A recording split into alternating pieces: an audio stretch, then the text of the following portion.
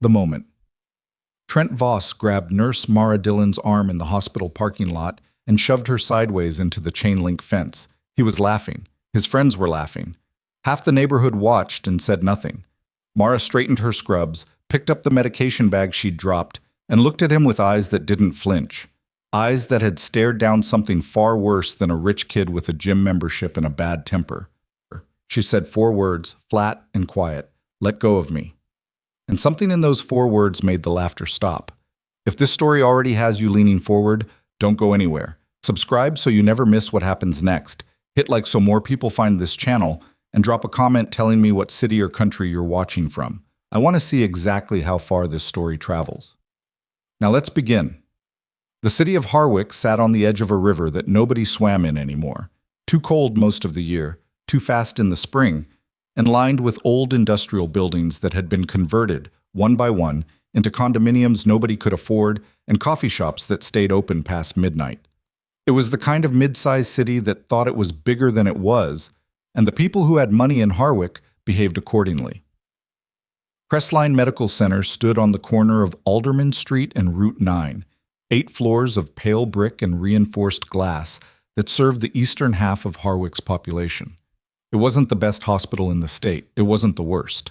It had a decent trauma unit, a neonatal ward that had won a regional award 3 years ago, and a nursing staff that ran on collective exhaustion and terrible vending machine coffee. On any given shift, the 3rd floor handled surgical recovery. That was Mara Dillon's floor. She had been at Crestline for 4 years. Before that, she'd done 6 months at a private clinic across town, which she'd left without explanation. Before the clinic, there was a gap in her employment history that showed up on her HR file as prior service, not disclosed. Nobody had pushed on it. She was too competent and too quiet to make enemies. And in a hospital that burned through nurses every 18 months, quiet and competent was worth more than any explanation. Mara was 34 years old. She kept her dark hair clipped back tight during shifts, wore no jewelry, and had a habit of moving through corridors in a way that other staff found hard to describe. Not fast exactly, but efficient in a way that felt almost eerie, like she was calculating every step before she took it. She never raised her voice. She gave directions clearly and once. She had on 2 separate occasions physically caught patients who were falling before anyone else in the room had registered the fall was happening. Her coworkers liked her. Not in the warm, easy way people like someone who brings donuts and laughs at everything. In the more durable way, people like someone who has never, not once, let them down. Her immediate supervisor, charge nurse Petra Holt, described her in a performance review as the most technically precise nurse I've managed in 20 years. She had also written in the comments section, "Mara sometimes makes the rest of the staff feel watched, though I've never been able to explain why." Mara had read the review. She hadn't responded to it. She lived 12 minutes from the hospital by bicycle. She didn't own a car. In a rented duplex on Velder Court, a residential street that dead-ended at a small community park. The neighborhood was mixed, the way streets get when housing prices climb fast enough to push some people out, but not fast enough to change who's been there 20 years. There was a Korean family on one side of her, a retired electrician named Felix on the other, and a rotating cast of renters in the house across the lane. She kept her small front porch clean, maintained a potted herb garden along the railing, and knew her neighbors well enough to wave, but not so well that she owed anyone anything. Her younger brother, Danny, lived with her. He was 19, studying electrical engineering at Harwich Community College, and he paid for his share of the groceries by doing odd maintenance jobs on weekends. He was easygoing in the way people are when someone tougher than them has been absorbing the blows their whole life. He didn't ask Mara many questions. She didn't volunteer many answers. They had a system, and the system worked. Then the Voss family moved into the neighborhood, and the system got complicated. The Voss family arrived in early October in 2 moving trucks and a black SUV with tinted windows. They rented the large Victorian house at the top of Velder Court, a place that had been empty for almost a year following a disputed estate, and they arrived like people who were accustomed to occupying space at volume. Gerald Voss was in commercial real estate. He was broad-shouldered, tan in the year-round way that money buys, and he had the habit of introducing himself with a firm handshake and a business card before anyone had asked his name. He was pleasant on the surface, the kind of pleasant that is a performance rather than a disposition. Mara saw through it inside 40 seconds. His son, Trent, was 21. He was built, not the kind of built from labor, but the kind built from a structured gym regimen and the time to maintain it. He had blonde hair he kept styled even in the morning, and he wore his clothes in a way that communicated deliberately that they had cost more than your rent. He had, according to the framed certificates Trent Voss had apparently mentioned to multiple neighbors in the first week, been a competitive martial artist since he was 12. Kickboxing. Some Muay Thai. Most recently, submission grappling. He had a third-degree black belt in a style Mara didn't bother to look up. Trent was not shy about any of this. He introduced himself to Felix by walking across the yard uninvited and telling him he was trying to get a sense of the neighborhood vibe. He introduced himself to the Korean family, the Paeks, by asking how long they'd lived there in a tone that suggested the answer mattered for a reason he didn't state. He introduced himself to Mara by stopping in the middle of the sidewalk when she was coming home from a morning shift, looking at her scrubs and saying, "You work at that hospital on Route 9. "Yes," she said. "You a doctor or something?" "Nurse." He nodded in the slow way people nod when they've already sorted you into a category. "Cool," he said. "Must be rough, being on your feet all day, taking orders." He smiled. "That's not for me." Mara looked at him for one full second, then walked past him to her front door. She didn't respond. She didn't need to. She'd been assessed by harder men than Trent Voss and had found those assessments no more relevant than this one, but she noted him carefully. The first 2 weeks were small things. Trent played music loudly until past 11 on weekday nights. He parked his car, a matte gray sports model, blocking the shared end of the driveway twice, requiring Felix to knock on the Voss door and wait 15 minutes for someone to move it.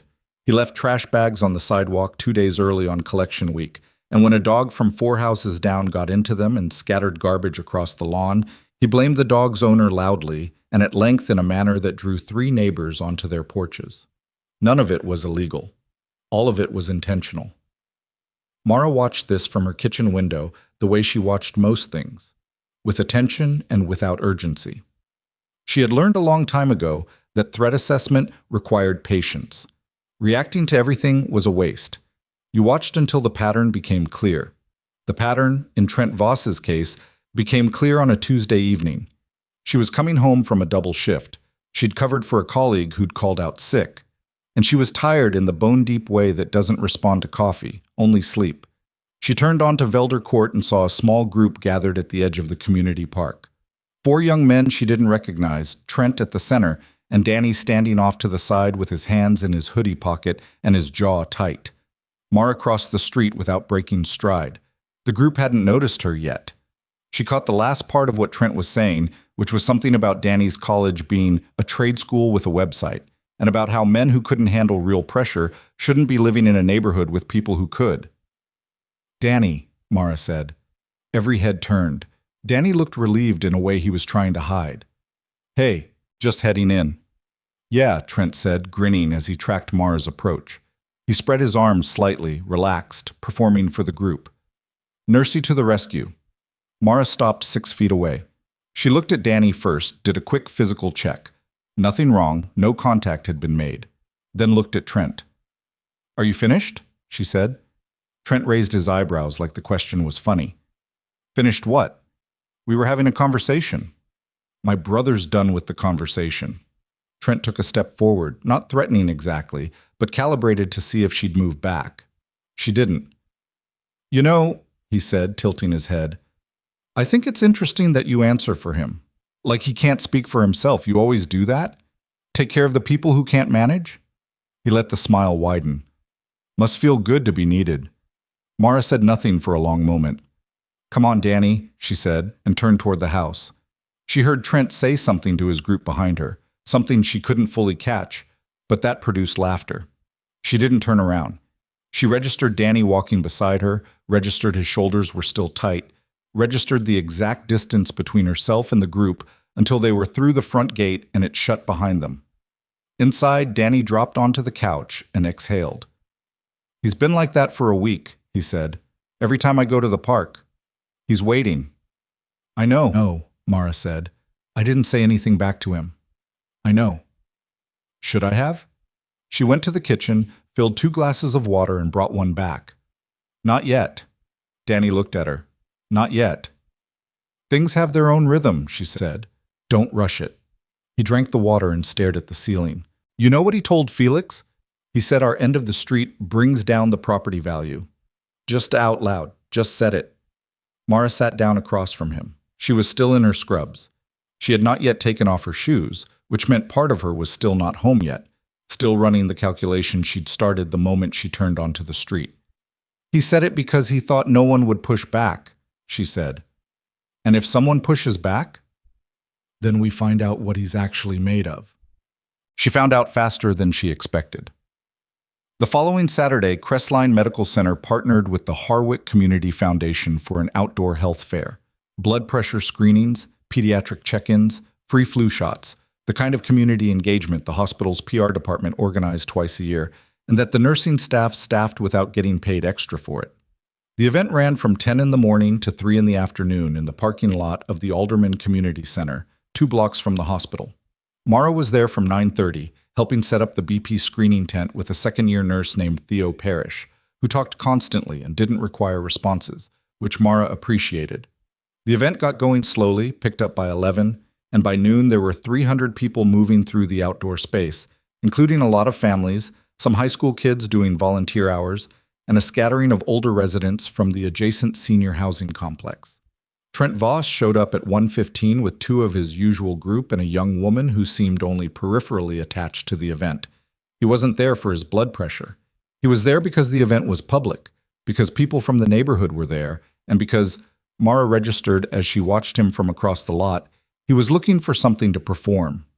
He found it at the edge of the east tent, where 2 men she recognized from the neighborhood, Odell Graves and Marcus Bray, were having an argument that had started quietly and was getting less quiet by the minute. She didn't know what it was about. It didn't matter. What mattered was the body language. Odell was 3 inches taller and agitated.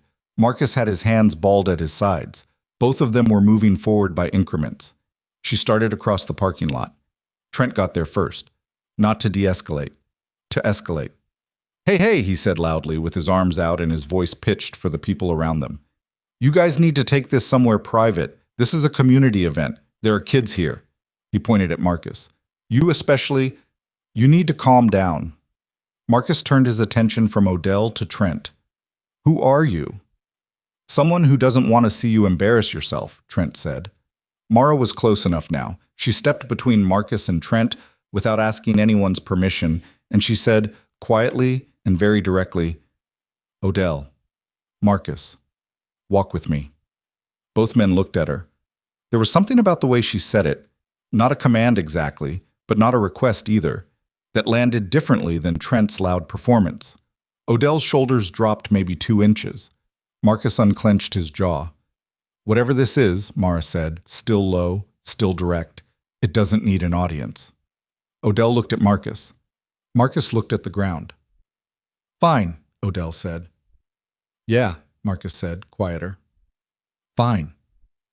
She walked them 20 feet to a side area behind the tent, said something to each of them separately that took about 90 seconds total, and when she came back out, both men were standing apart, and neither was approaching the other. Trent was still standing where she'd left him. His expression had shifted.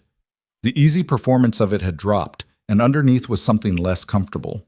She walked past him, and he said, What did you even say to them? She didn't answer. Hey, his voice had an edge now. I was handling that. She stopped and turned around. You were making it worse, she said. He stared at her. His jaw moved slightly. You have no idea what you're doing here, he said. You just wander around, following orders, taking people's temperatures. That's not what this situation needed. Then what did it need? Someone who can actually handle themselves. Someone those guys would respect. She held his gaze for 3 full seconds without blinking. They stopped, she said. That's what needed to happen. She walked back to the BP tent, sat down, and resumed work. Trent didn't follow. But he stood there watching her for a long time, and the expression on his face was one she recognized. Not anger, not exactly. It was the expression of someone who had tried to establish a hierarchy and found that the other person hadn't noticed. That evening, she ran into Petra Holt at the end of a brief post-event walkthrough. Petra was collecting sign-in sheets, looking moderately more tired than usual. "You handled that thing with the two men well," Petra said, tucking paperwork under her arm. "Saw the whole thing from across the lot." "They just needed someone to interrupt the momentum," Mara said. "That guy who jumped in first. The young one. You know him?" "New neighbor." Petra raised an eyebrow. "He seems like a problem." "He is," Mara said. "He's just not sure yet who's a bigger one." Petra looked at her for a moment with the expression she sometimes got, the one that suggested she suspected something about Mara Dillon that she'd never been able to verify. "Get some rest," she said. "You've got a morning shift Wednesday." The Wednesday morning shift started at 6:30 and ran 12 hours. Mara was on the surgical recovery floor, 3 post-op cases requiring monitoring, 2 families in the waiting lounge with questions that required diplomatic patience to answer carefully, and 1 patient, a 47-year-old named Russ Talbert, recovering from an appendectomy, who was allergic to codeine but whose chart had a notation error that Mara caught at 7:15 a.m. before morning rounds and flagged before anyone had administered anything. The attending physician, Dr. Vale Stroud, glanced at the chart when she brought it to him, said, "Good catch," and moved on. He did not look at her when he said it. Mara noted that too, but differently. Not as a wound, just as data. She ate lunch standing up in the supply alcove at 12:45, half a turkey sandwich she'd packed that morning, and she was on her way back to Russ Talbert's room when she heard raised voices from the nurses' station. Something that was unusual because the surgical recovery floor operated at a specific level of controlled quiet, and anything above that level was, by Mara's internal calibration, a signal. She changed direction. The raised voice belonged to Trent Voss. He was standing at the nurses' station with the kind of physical authority that comes from knowing your height and using it, dressed in the business casual way that said he had somewhere important to be after this. He was speaking to Theo Parrish, who was trying to respond and not quite succeeding. "I'd like to speak to whoever is in charge of this floor," Gerald said.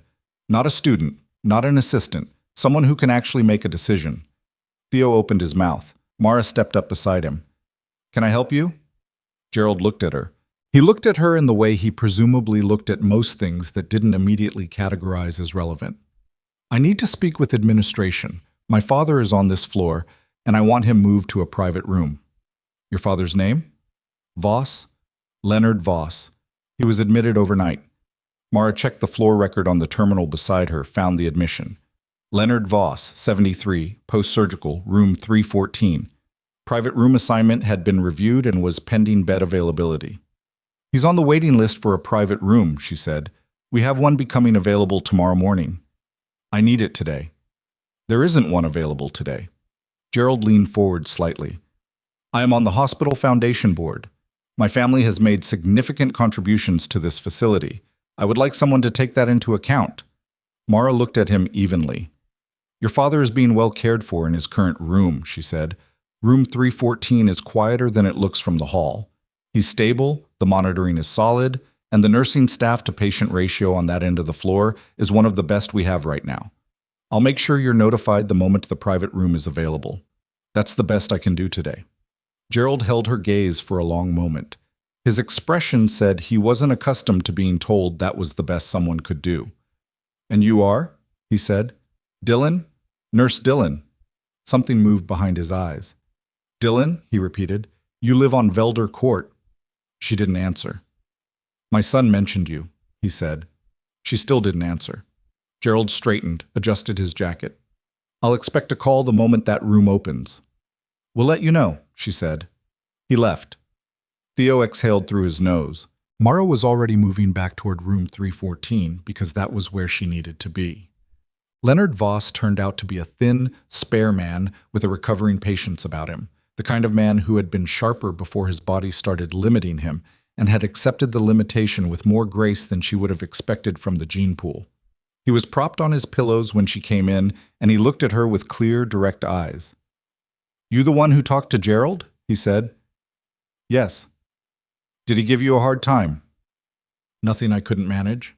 Leonard looked at the ceiling. "He does that." A pause. "My grandson does it too. They think it's strength. It's not strength. He shifted slightly against the pillow. What's your read on how I'm recovering? She checked his chart, looked at his color, checked the drain output and the surgical site through the bandage edge. Better than the average for this procedure at your age, she said. Your pressure's steady. You're ahead of schedule. He nodded slowly. Then Gerald's got nothing to complain about. He was being thorough, she said, which was not quite the same thing as agreeing. Leonard looked at her. You're diplomatic. It's a hospital, she said. We try. He was quiet for a moment, then, what did my grandson say to you? Trent, what did he say? She paused. Don't hedge, Leonard said. I've got about 4 more days staring at this ceiling. I'd like honest conversation. He's been testing the neighborhood, she said, finding out who responds to pressure. And most people do. But not you. She did not answer, but her answer was obvious. Leonard looked at his hands. He was a good kid at 12. Something changed. I've been watching it change for years, and I can't tell you exactly when it happened. His voice was matter-of-fact, not self-pitying. Gerald didn't help, told him ability was something you perform, not something you build. He paused. You seem like someone who built it. Mara replaced the chart. Get some rest, Mr. Voss. The incision site looks good. I'll be back to check in after 4. She was at the door when he said quietly, I hope Trent figures it out before he picks the wrong person to test. She didn't turn around. She walked back to the nurse's station, clocked the remaining hours of her shift, and did not think about what Leonard Voss had said until she was halfway home on her bicycle, in the dark, on a route she knew well enough to ride without much thought, and she realized that she had been thinking about it the whole time. The following Friday was when it escalated. She came home at 7 p.m. to find the front gate of her duplex partially off its lower hinge, the kind of damage that could have been an accident, but which, given that the gate had been fine that morning and that there was no vehicle damage on the street, and that Trent Voss's gray car was parked directly opposite, was almost certainly not. She examined the gate without touching it, noted the angle of the damage, went inside. Danny was at the kitchen table with his laptop, and he looked up at her with the expression she'd begun to associate with things he'd decided not to tell her. Gate, she said. He exhaled. Yeah. When? About 2 hours ago. I was inside, heard it, looked out and his car was pulling away. Did you see contact? No, but I know. She sat down across from him. She was still in her jacket. Mara, he said. I know, Danny. He's escalating. I know that too. So what do we document, she said, every time. Date, time, what happened, what was observed. We don't react in a way that gives him footage he can use. We don't escalate in return. She looked at him steadily. We make sure that when this breaks, and it will break, we're on the right side of the record. Danny chewed the inside of his cheek. And if he does something that doesn't wait for the record? Mara looked at her brother. She did not answer quickly. Then, she said, we handle it. There was something in her tone when she said it. Not a threat, nothing dramatic. But Danny, who had lived with her for years and had learned to read the register of her voice the way you learn to read weather, put his hands flat on the table and nodded slowly and said nothing more. Outside, a car engine started on Velder Court. The headlights swept across the kitchen window and then were gone, and the street was quiet, and in the silence that followed, Mara Dillon sat very still and thought carefully, the way she had been trained to think about what came next. The next morning, she fixed the gate herself, not because she couldn't ask someone else to do it, and not because she was performing self-sufficiency for any audience. She fixed it because the damage was straightforward. The lower hinge pin had been forced sideways, not broken, which meant the metal was still good and the frame was still true. And because she had a kit in the shed, and because standing in the early morning cold with tools in her hands and a specific problem to solve was the closest thing to calm she had access to right now. Danny came out at 7 with 2 cups of coffee and held one toward her without saying anything. She took it, took a sip, set it on the fence post, and kept working. He was out there again last night, Danny said. After midnight, I heard the car. Doing what? Just idling, parked at the end of the block, maybe 15 minutes. She reset the hinge pin, tested the gate swing, smooth. Did he get out? No. She picked up the coffee again. Then he's watching. That's not better. No, she agreed. It's not. She went inside, cleaned up, and left for her shift. She did not look at Trent Voss's car as she passed it. She noted the position. It had moved 3 feet from where it had been the night before, which confirmed Danny's account. And she filed that information in the same place she filed everything, quietly, precisely, without urgency. The documentation she'd told Danny to start became, over the following 8 days, a disciplined log that she maintained in a password-protected note on her phone. Time, date, incident, observable evidence, witnesses where applicable. She cross-referenced it with the timestamps on Danny's phone when he'd photographed the gate, with her own memory of the dates of the community health fair and the parking lot argument and the confrontation at the hospital, and with 2 short conversations she'd had with Felix, her retired electrician neighbor, who had started writing things down on his own after his driveway had been blocked a 3rd time, and someone had removed one of his porch planters overnight. Felix was in his mid-60s and had the deep skepticism of someone who had lived long enough to know that institutions mostly moved slowly, but he showed her his notes and she showed him hers, and he said, "What do we do with this?" "We keep adding to it," she said, "for now." And then? She thought about the gate. She thought about Danny's face in the kitchen window when he'd heard it. "Then it becomes useful," she said. Felix looked at her for a moment. He had a way of looking at people that wasn't invasive, just attentive, the look of someone who had worked with their hands long enough to know the difference between something that was structurally sound and something that was about to fail. "You're not from this neighborhood originally," he said. It was not a question. "No." "Where are you from?" She finished the coffee he'd made her and set the mug on his kitchen counter. "Everywhere," she said, "and a few places that don't show up on a map." He nodded, like that answered something. "All right," he said, "we keep adding to it."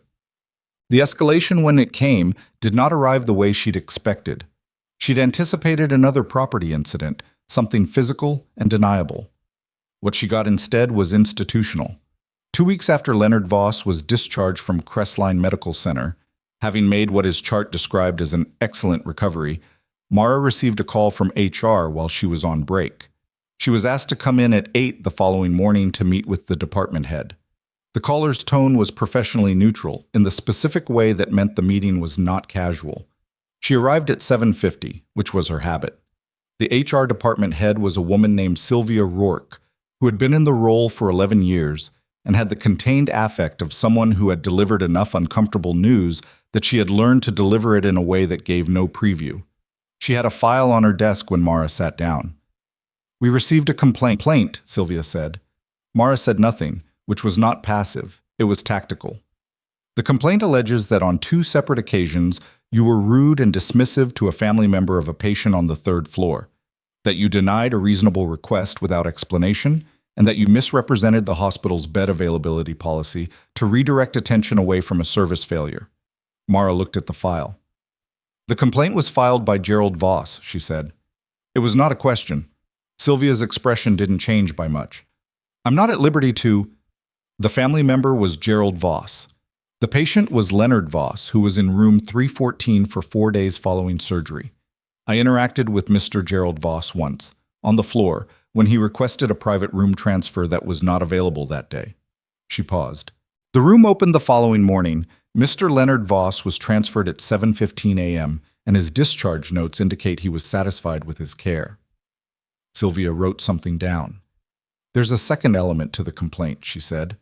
"A concern raised that your conduct in a community-facing capacity at the health fair on the 12th was," she checked her notes, "aggressive and intimidating toward a community member." Mara waited.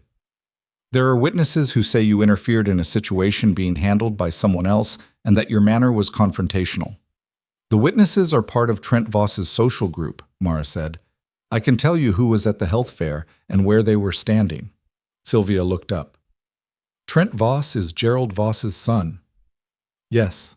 A pause. "Mara." Sylvia's voice was slightly different now, not warmer, but more careful. "I'm going to ask you directly. Is there a personal conflict between you and this family that intersects with your professional conduct?" Mara thought about the gate, about the car idling on the street at midnight, about Danny's face in the kitchen window. "The conflict is entirely on their side," she said. "My professional conduct has been consistent and within standard. I'd be glad to walk you through every interaction I had with Leonard Voss's care team and with his son, in detail, if that would help establish the record. Sylvia held her gaze for a long moment. We're required to investigate the complaint, she said. During the investigation, Dr. Stroud has recommended that you be temporarily reassigned to the second-floor general ward. Mara processed this. Temporarily, Sylvia said again. How long? Until the investigation concludes. We're targeting 2 weeks. The second-floor general ward was not a punishment officially, but it had 2/3 the nursing complexity of the surgical recovery floor, and it was staffed by 3 more nurses per shift, which meant the work was distributed thin, which meant the days were longer in a different way. Not in effort, but in the slow grind of time passing without much to fill it. Everyone who worked in the hospital knew what it meant to be moved to the second floor during an open inquiry. It was not subtle. All right, Mara said. Sylvia looked slightly surprised, which told Mara that she'd been prepared for pushback. All right? I'll follow the protocol, Mara said. I'd like to submit my own account of both incidents for the record. Of course. In writing, today. That's fine. Mara stood, thanked her, and left. She wrote the account on her break, 2.5 pages, factual and precise, with timestamps and names. She submitted it at 11:30. Then she went to the second-floor general ward and introduced herself to the charge nurse there, and took her assignment and did the work without complaint and without theatrics. And when her shift ended, she went home and told Danny what had happened and watched his jaw tighten the way it did when he was working very hard not to say the first thing in his head. So they moved you, he said, temporarily. Because of Voss. Because of a complaint filed by Voss. The hospital is doing what it's supposed to do. Danny stared at the table. But you know it's him. Yes. And I'm letting the process work, she said, because I gave them a clean record and a written account, and there's nothing in my history that gives that complaint any traction. If I react outside the process, I give them something to work with. She looked at her brother. Trent wants me rattled. Rattled people make mistakes. I don't make mistakes when I'm rattled. Danny looked up at her. You don't get rattled. Everybody gets rattled, she said. I just don't show it in ways that cost me. He was quiet for a moment. What does he think is going to happen? That you get fired and then what, we move? He thinks institutional pressure is the same thing as physical pressure, she said. He's wrong, but he doesn't know that yet. The second week of the investigation was harder than the first, not because anything new happened with the complaint, but because the second-floor general ward was exactly as she'd anticipated, slower, flatter, less technically demanding, and because Trent Voss, emboldened by the silence from her end, had started to expand his radius. He was at the community park 3 of the 4 evenings that week, and he had begun bringing the larger of his usual group, and the group's behavior had started affecting the families who used the park in the evenings. Children were leaving earlier, parents were avoiding the east side where the benches were, and an elderly woman named Helen, who walked her arthritic beagle there every evening at 6, had stopped coming entirely. Mara knew about Helen from Felix, who mentioned it with the flat, exhausted fury of someone who had watched things erode by increments and had not yet found the right mechanism to stop them. The Paik family is talking about whether to contact the landlord about the Voss lease, Felix said. They've got a noise complaint filed. The landlord is responsive, from what I hear, but Gerald Voss apparently knows some people. What kind of people? Zoning board. One of the city council seats. Not direct. More like a donor relationship. Mara filed that. Don't let the Paiks move on the lease complaint yet, she said. Felix frowned. Why? Because if they file and Gerald Voss uses that relationship and the complaint disappears, they've used the tool and now Voss knows the landlord won't move on them. We'd rather hold it until there's more weight behind it. He studied her. You've thought about this a lot. A little, she said. Keep documenting. Tell Helen the situation is being managed. Don't tell her how. She didn't say that because she was certain of the how yet. She said it because Helen was 71 and had bad knees and deserved to be able to walk her dog in the evening without feeling like she was the casualty of someone else's power exercise. And because that was the particular species of wrong that Mara Dillon found it hardest to be patient about. The complaint investigation was closed on a Thursday afternoon. Sylvia Rourke called her at 2 p.m. and said, briefly, that the review board had found no grounds for disciplinary action and that Mara would be reinstated to the third-floor surgical recovery unit on Monday morning. She thanked Mara for her cooperation and her written submission. Mara thanked her and ended the call and sat in the second-floor break room for a moment, just sat, which was not something she did very often. Petra Holt texted her 4 minutes later. "Glad it's settled. See you Monday." She texted back, "Thanks for the note you put in." Petra responded, "Don't know what you're talking about. See you at 6:30. She went back to her shift and finished the day and did not celebrate, because the complaint being cleared was not a victory. It was the baseline. It was where things should have been 2 weeks ago. The fact that it had taken 2 weeks to return to baseline was the thing that had cost something. Not money, but time and energy, and a certain kind of low-grade institutional erosion that she didn't have language for, but that she felt in the specific way you feel the loss of something you didn't know you'd been relying on until it was briefly removed. The following Tuesday, Trent Voss tried to humiliate her in public. She had not anticipated the location, which was her failure, because she'd been tracking his patterns carefully enough to know his schedule, but not quite carefully enough to predict his creativity. He was waiting in the hospital parking lot when her shift ended at 7 p.m. Not in his car. Standing. With 3 members of his group and a 4th person she didn't recognize. Taller, different build, the look of someone who trained seriously rather than recreationally. The parking lot was not empty. There were other staff leaving, a few visitors walking to their cars. A security guard named Dougie at the far end of the lot, who was talking to someone on his phone and not paying attention to the east section. Mara came through the side exit and registered all of this in the first 3 seconds. She kept walking toward the bike rack, which was 20 feet away. Her key was already in her hand. Not for the bike, just for the key. A habit. "Hey, Nurse Dillon!" Trent's voice was loud enough to carry. Designed to carry. She didn't stop. "I'm talking to you." He and the group moved to intercept her path, not running, just cutting the angle, spreading slightly. Theater. "I heard your little complaint thing got dropped. Congrats." She reached the bike rack and crouched to unlock her bicycle without looking at him. "You know what I think?" he said. "I think you're in the wrong job. You're not actually tough. You just act like you are because you've got a hospital badge and people have to be polite to you." He was closer now. She could hear it. "But out here? You're just a person, and out here, people can see you clearly." She stood, turned the bike to face the exit. The taller person she hadn't recognized stepped sideways to block her path. She looked at him. She looked at Trent. "Move," she said, to the tall one. Flat. Not angry. The tall one looked at Trent. Trent smiled. "He doesn't take directions from nurses." The group laughed. She registered the laugh as social performance. None of them were actually relaxed, which meant they'd been briefed on something but weren't certain how it was going to go. The tall one especially. His weight was slightly wrong, back foot carrying too much, which meant he was prepared for something defensive. They'd talked about this before arriving. They'd made a plan. Mara set the bike down on its side, which was not what any of them expected. She turned to face Trent directly. "I'm going to say this once," she said. "This lot has cameras. You are currently on record approaching a hospital employee in the parking lot with 4 other people. Whatever you're planning, that footage exists." Trent's smile didn't change. "I'm just having a conversation. You're blocking my path. You could go around, or you could move." He stepped forward and grabbed her arm, his right hand on her left forearm, gripping just above the wrist. And he leaned in and said, quiet enough that the group couldn't hear, "You don't belong in that neighborhood. You don't belong on that floor. You are a small person who does small work, and you need to understand where you stand." She looked down at his hand on her arm. She looked up at his face. She did not move. What happened in her expression in that moment was something that nobody who saw it afterward could fully describe.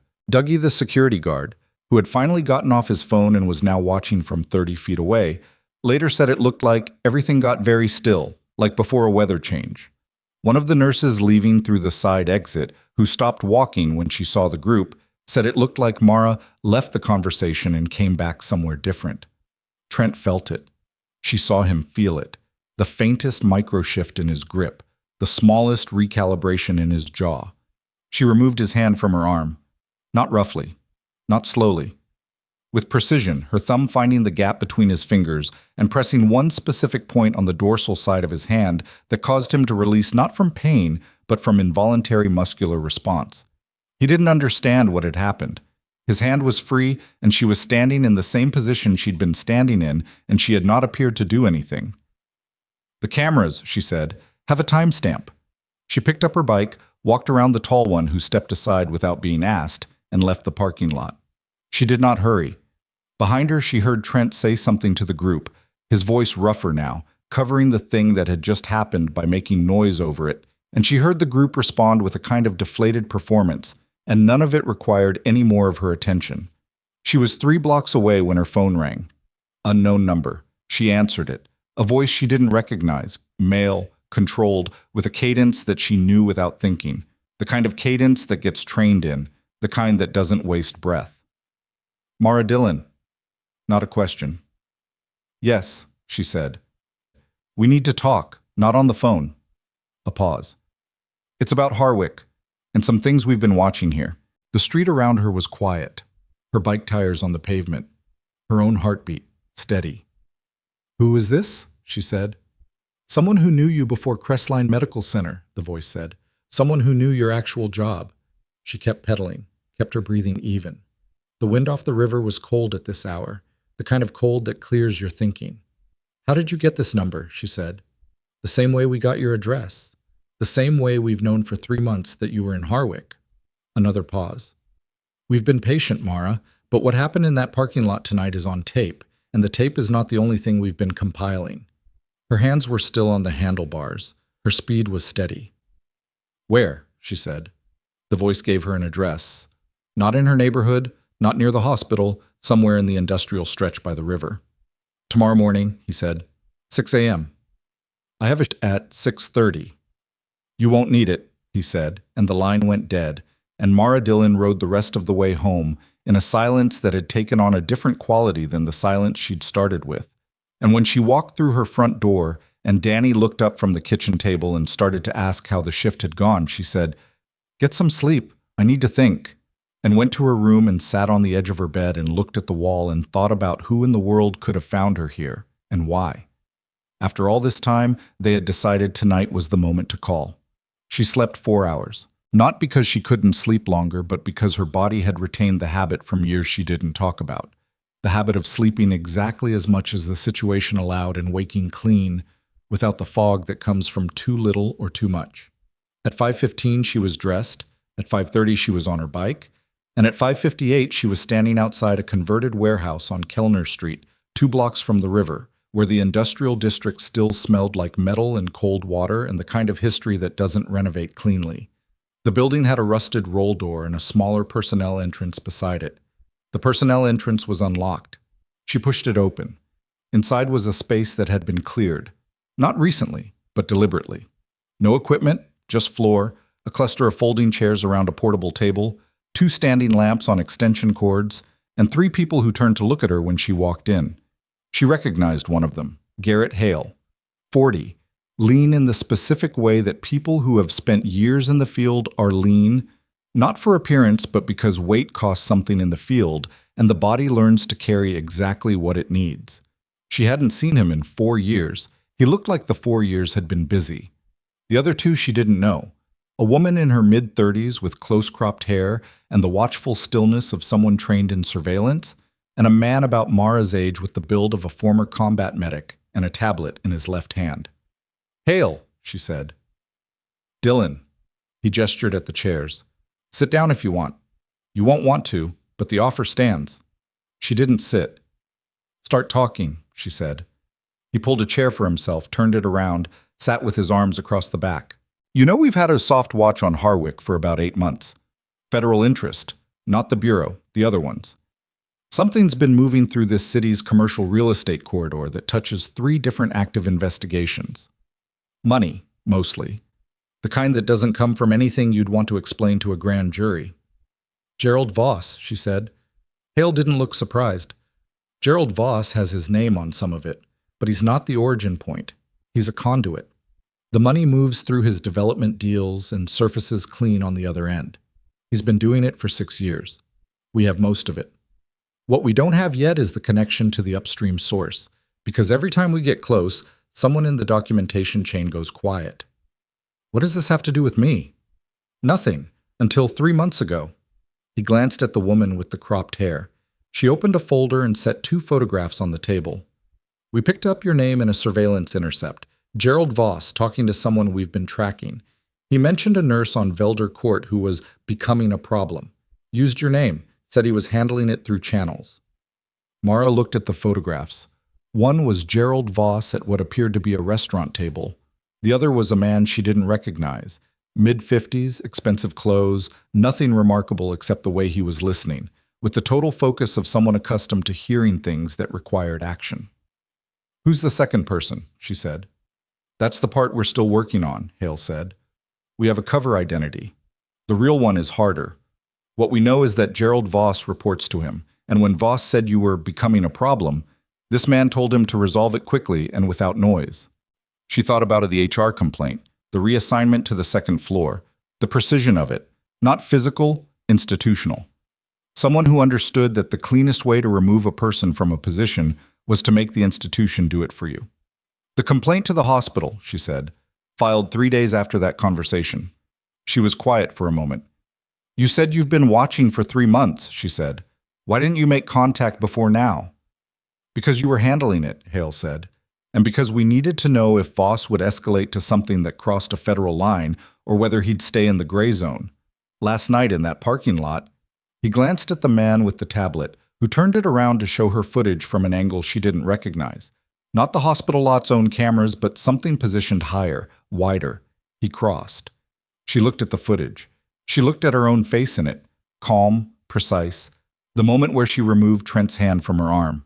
And she felt a complicated thing that was partly the strangeness of seeing yourself from the outside and partly the recognition that she had been observed without knowing it, which was not a feeling she enjoyed. Physical contact with a hospital employee in retaliation for a complaint filing, the woman said, speaking for the first time. Her voice was measured, professional. That's the federal hook. It's thin, but combined with the rest of the documented behavior, it's viable. What do you need from me? Mara said. Hale looked at her steadily. We need you to do nothing different. Go to work. Keep your head down. Let us build the case around what's already in motion. He paused. And we need you to be safe. Because if Gerald Voss or whoever is above him decides that handling it quickly means something more direct than a hospital complaint, we need to know that you're not going to be caught off guard. I haven't been caught off guard, she said. I know that. His voice was even. I also know that you've been operating alone for 4 years in a civilian context, which is different from having backup. So I'm telling you, you have backup now, whether you want it or not. She thought about Danny, about Felix, about Helen and her beagle and the park in the evenings, and the very ordinary texture of the life she had built in Harwick, piece by piece, specifically because it was ordinary. How long? She said. Days? Hale said. Maybe a week. We're close. She looked at the photographs on the table. She looked at Garrett Hale, who she had worked with in conditions that had no civilian equivalent and who was one of 6 people in the world she trusted without qualification. All right, she said. That's it? He said. No argument? Would it change anything? He almost smiled. No. Then there's no point. She turned toward the door. Don't put anyone on my brother without telling me first. Already on him, Hale said. Since yesterday. She pushed the door open and went back out into the morning. Whoa. She called Crestline and said she needed a personal day. She had not taken a personal day in 14 months and had 11 accrued, so it was processed without comment. She rode home, made coffee she didn't drink, and sat at the kitchen table with the log on her phone and went through it from the beginning, not looking for anything new, just running it again with the context that had just been added, fitting the new information against what she'd observed, like checking the alignment of 2 overlapping maps. The HR complaint, the institutional precision of it, the way Gerald Voss had known to use the hospital's own process rather than any external pressure. That was not the instinct of a businessman. That was the instinct of someone who had been advised. The idling car at midnight, the gate, the health fair intervention, Trent's escalating confrontations. She had been reading them as the behavior of an entitled young man with no impulse control, and that was true. But they had also been useful, she realized now, as a pressure campaign. Keep the target reactive, keep her attention on the immediate, prevent her from looking at the larger pattern. She had almost not looked at the larger pattern. The coffee went cold. She poured it out, rinsed the cup, and called Felix. "I need you to do something specific," she said when he answered. "The documentation you've been keeping. Photograph every page, send them to this email." She gave him an address Hale had given her at the warehouse. "Don't tell anyone else." "What's happening?" Felix said. "I can't explain everything, but it's being addressed." A pause. "By who?" "People who handle this kind of thing," she said. "Trust me for a few more days." Another pause. Longer. "All right," he said. She spent the rest of the morning waiting, which was the hardest part of almost every operation she'd ever been part of. Not the action, the waiting before the action. The period when everything was in motion somewhere you couldn't see, and the only discipline available was the discipline of not interfering with the machine while it moved. At 1:15 in the afternoon, her phone rang. Danny's number. She answered. "Mara." His voice was compressed, the specific compression of someone keeping their register controlled in the presence of others. "I need you at the corner of Alderman and Reeve. Now." "What happened?" "There was an accident." A pause. "Trent Voss's car." "Head on, or close to it." "The other car ran the light. I don't know. There are people hurt. The ambulances aren't here yet, and I was walking past and I saw you in a situation like this once, and I'm on my bike, 7 minutes. She was there in 5. The scene was not organized. 2 vehicles, Trent's gray sports model and a 10-year-old sedan, both badly damaged. The sedan's front end compressed into the passenger side of Trent's car at the intersection. Glass everywhere. One of the traffic signals was dark, knocked out, maybe by an earlier vehicle, maybe by the impact itself. And cars on both feeder streets had stopped in a rough semicircle, and people were out of them, some on phones, most just watching. Mara dropped her bike, moved past the watching people, and took the scene in whole before she committed to any part of it. Trent's car. Driver's side airbag deployed, Trent visible through the window, conscious, moving, blood on his face from something above his left eye. Passenger side empty. Front end pushed, but not catastrophically. He'd been going slower than the other vehicle, or had braked. The sedan, worse. The driver's airbag had deployed, but the car had taken the majority of the impact on the driver's side. One occupant visible in front, a woman, mid-40s, not moving. Rear seat, a child. She couldn't tell age from this angle. She went to the sedan first. "I'm a nurse," she said loudly, for the bystanders and for whoever needed to hear it, and she got to the driver's door and tried the handle, jammed, the frame was bent, and moved to the passenger side, which opened, and she got in and assessed. The driver, a woman named Dolores according to the insurance card clipped to her visor, which Mara processed peripherally, had a significant head laceration, blood down the left side of her face and neck, and she was not responding to voice, but her airway was open and she was breathing with effort. No obvious spinal complaint from the impact angle, but Mara immobilized the head anyway, bracing with both hands while she called back to the bystanders. "Someone take my phone. Call 911 if it's not done. Tell them unresponsive adult female driver, conscious male driver." Second vehicle. Possible pediatric in rear seat. "Tell them we need 2 buses." Someone materialized and took the phone. Someone else crouched at her shoulder. "Is she? I need you to hold this position." She guided the person's hands to where hers had been, head stabilized from the passenger side. "Don't move her. Don't let go. Just hold." She backed out and went to the rear door.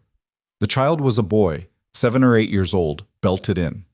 He was awake, staring at her with the wide, processed shock of someone who had been frightened past the point of being able to respond to it. She ran her eyes down him fast. No visible laceration, arms and legs in normal position, no deformity. He was breathing. "Hey," she said. "I'm Mara. What's your name?" He looked at her. "It's okay if you don't want to talk right now. I'm going to check you out, okay? Can you feel your hands and feet?" He nodded, very small. "Good." She checked the belt. It had held, no chest deformation, no lap injury visible. "Does anything hurt?" "My neck," he whispered. "Your neck hurts?" "Yeah." She didn't move him. "Okay. You did really well telling me that. I'm going to stay right here with you." She straightened and looked back at the scene. Trent had gotten out of his car on his own.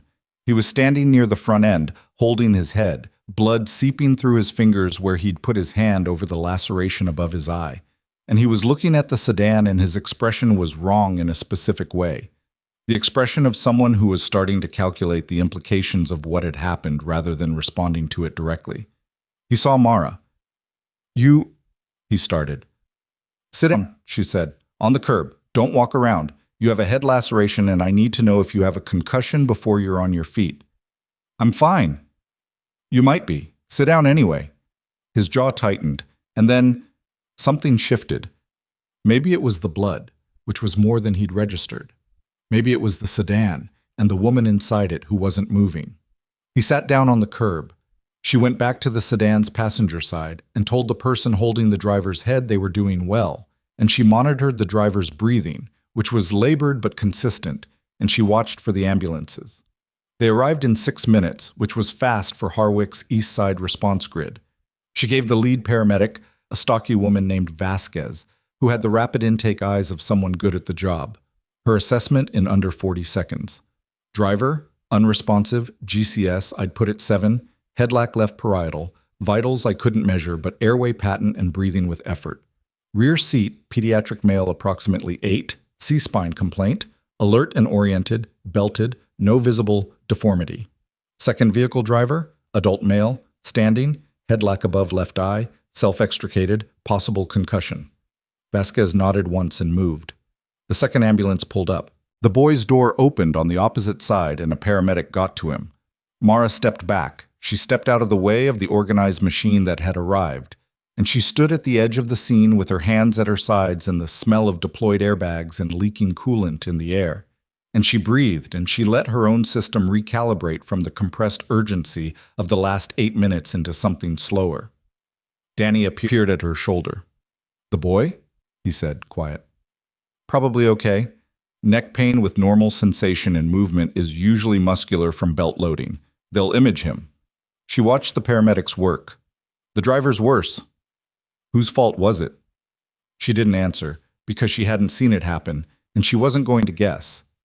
Danny understood and didn't push. A police unit pulled up. Then another. Trent Voss was on the curb where she'd told him to stay, which surprised her slightly. He had a gauze pad pressed to his head. Someone had given it to him. She didn't know who. And he was watching the paramedics work on Dolores with an expression she couldn't read from here. One of the officers went to Trent, started asking questions. Trent answered, and she watched him answer, and she watched the officer's body language shift at some point in the exchange, a slight straightening, a slight change in attention, and she noted it. The second officer came to her. "You the one who rendered aid?" "Yes. Mara Dillon. I'm a nurse at Crestline Medical Center." He took her name down. "You were on scene when it happened?" "No, I arrived after. My brother called me." "You saw the vehicles?" "In their post-impact positions? Yes." He asked a few more questions, factual, which she answered factually. He thanked her and moved on. She picked up her bike, looked at the scene one more time, Dolores being loaded, carefully, the boy in a cervical collar being walked to the second ambulance on his own feet, which was a good sign. Trent still on the curb, being asked more questions now by a second officer who had a different energy than the first. "Come on," she said to Danny. "I'll walk you home." They were a block away when Danny said, "The officer who went to Trent, he looked pretty serious." "He did," she said. "Why?" She adjusted her grip on the handlebars. "Because Trent had a blood laceration and probable concussion, and he self-extricated from a head-on collision and was mobile at the scene, which means they're going to test him." Danny was quiet for a moment, processing. "Oh. And the traffic signal at that intersection was out, which is relevant for fault assessment." She paused. "And I'd have to see the camera footage to be sure that the impact angle suggests Trent was moving fast when the other car entered the intersection. So it might be his fault." "It might be," she said. "That's for the investigation to determine." They walked. The river was visible at the end of the cross street, flat and gray in the afternoon light. "This is getting bigger than a neighborhood problem," Danny said. "Yes." "What aren't you telling me?" She looked at her brother. He had grown up watching her be selective with information and had never fully accepted it, which was fair, and which was also the appropriate response from someone who cared whether the people around him were honest with him. "There are people watching the Voss situation at a level above what I can handle on my own," she said. "Federal. They've been on it for a while." Danny stopped walking. She stopped too. "How long have you known this?" "Since this morning." He stared at her. "And you didn't—" "I was going to tell you tonight, Mara." "I know." She said it without deflection, because he deserved that. "I'm sorry, I needed to process it first." He ran a hand through his hair, started walking again. "So what happens now?" "Now we wait," she said, "and we stay out of the way while it moves." "And if it doesn't move fast enough?" She didn't answer, but she didn't need to, because the afternoon had already started moving faster than either of them had expected it to, and the machine that Garrett Hale had described was already somewhere in this city doing things she couldn't see, and somewhere in a hospital on the east side of Harwick, a woman named Dolores was in imaging, and a boy with a sore neck was being assessed by a pediatric trauma nurse, and Trent Voss was being interviewed by a police officer whose second question had made his expression change in a way that she had seen and noted and filed. The call came at 9:47 that evening, not Hale, a number she didn't recognize, Harwick area code. "Is this the nurse from the accident, Alderman and Reeve?" "Yes." "This is Marcus Vasquez." A pause. "Paramedic. You talked to my partner at the scene." "I remember." "I'm not calling officially. I just—" He stopped. Restarted. "The kid is fine. Muscular strain, no spinal involvement. He's home. I thought you'd want to know." She exhaled. "Thank you." "The driver's in surgery. They think she'll be okay, but it's going to be a long night." "I understand." Another pause. "You were good out there. The assessment you gave us, that's military training, right? That's not nursing school." She said nothing. "I did 2 tours," he said. "I know how we talk when we talk fast." Another pause. "I'm not asking. I just wanted you to know I noticed." "Thank you for calling," she said. "Yeah." He sounded tired, the good kind of tired that comes from doing a hard thing well. "Take care of yourself." She sat with the phone in her hand for a moment after the call ended. From the living room, Danny said, "Good news?" "The boy's fine," she said. He said something that was relief rather than words. She set the phone down. At 11:15, a text from Hale's number. "Trent Voss, blood draw confirmed, 11 BAC. Charge filed. Separate matter from our end, but it accelerates the timeline. Stay available." She read it twice. Put the phone face down on the table. She had not anticipated the accident. She had not anticipated Trent Voss drinking before 2 in the afternoon on a Tuesday, or whatever the sequence had been. And she understood now that the variables she hadn't been able to control had been moving on their own schedule, regardless of her documentation, or her patience, or her careful management of the neighborhood situation, and that the acceleration Hale was referring to was real and irreversible. She was still sitting with that when her phone rang again. Not a call. A building alert from Crestline Medical Center's staff notification system, the kind that went to all active employees simultaneously, marked urgent, with a code she knew well enough to read without looking it up. Mass casualty event. Uncontrolled situation.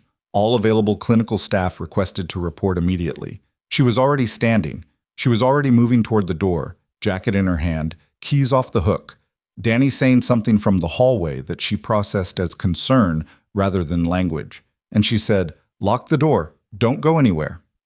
And then she was outside and on her bike, and the hospital was 12 minutes away and she was going to make it in 7, and whatever was happening at Crestline Medical Center was happening right now, without her, and she was not going to let that continue for a single extra minute. She hit the first intersection at full speed, the night air cold against her face, the city lights blurring at the edges of her vision, and she ran the calculation she had been trained to run.